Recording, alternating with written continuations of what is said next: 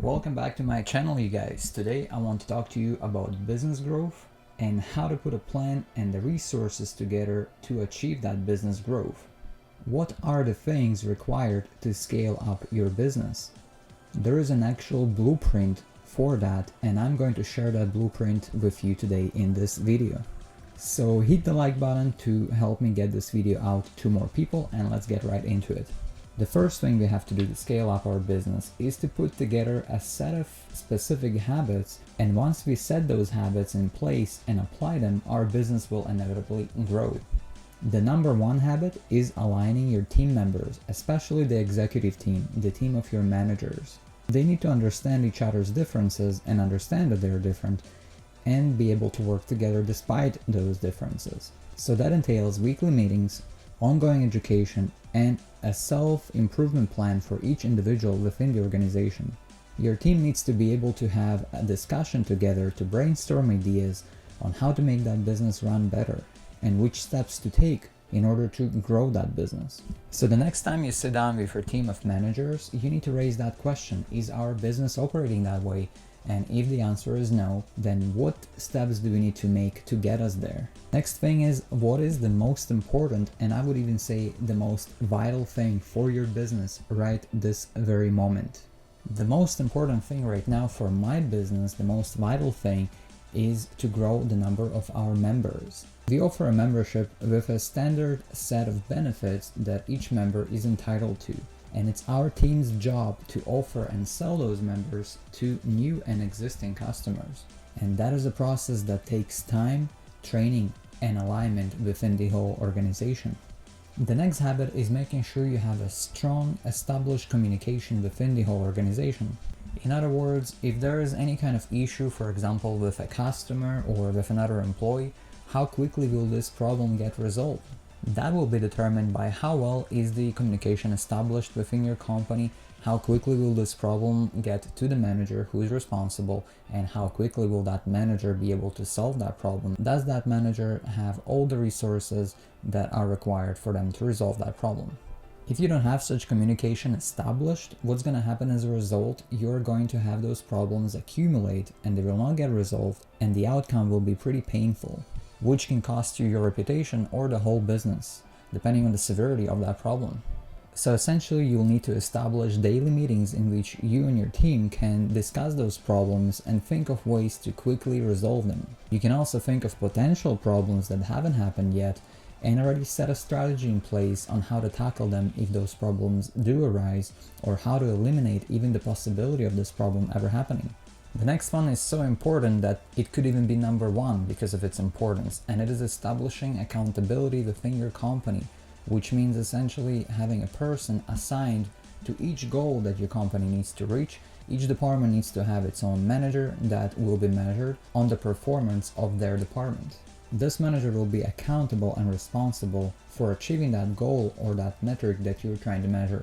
Example, you have a monthly goal to sell 30 jobs this month.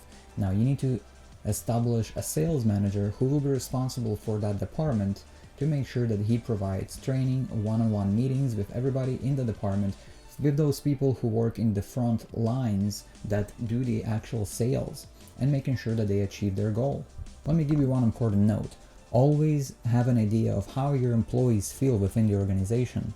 You can do so by conducting quarterly or bi-yearly or yearly surveys in which your employees will answer questions that will determine whether your company is on the right track, whether they're happy or not.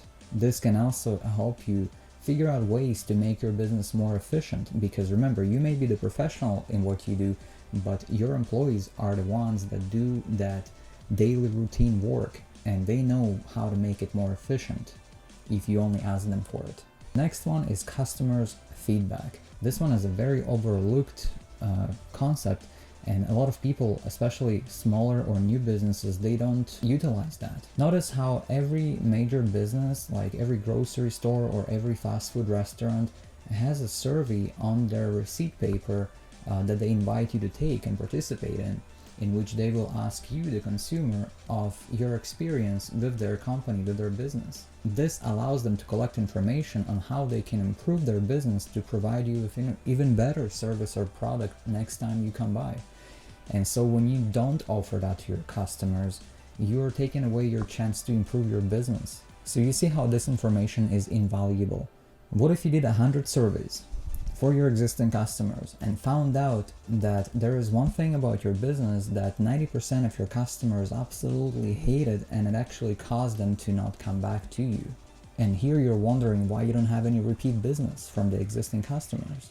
Now that you have that information, you have the opportunity to fix that. And then you can run a marketing campaign in which you will tell those people that, hey, we heard you.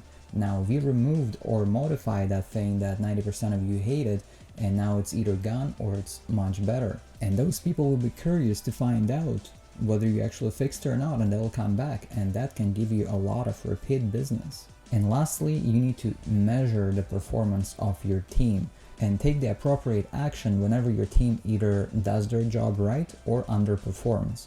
So keep your goals and metrics visible to everybody. This is called an open management system. That way everybody is going to be on the same page. Let's say we take the example from earlier of selling 30 jobs this month, and it's the last week of the month and we are a few jobs behind. Well, now this can create a sense of urgency within your company and will tell your employees that they need to push a little bit harder for that last week to catch up, rather than not sharing your goals or metrics with the employees. And now suddenly everybody just does their routine work and everybody thinks that everything is fine, while the business is actually losing a lot of money.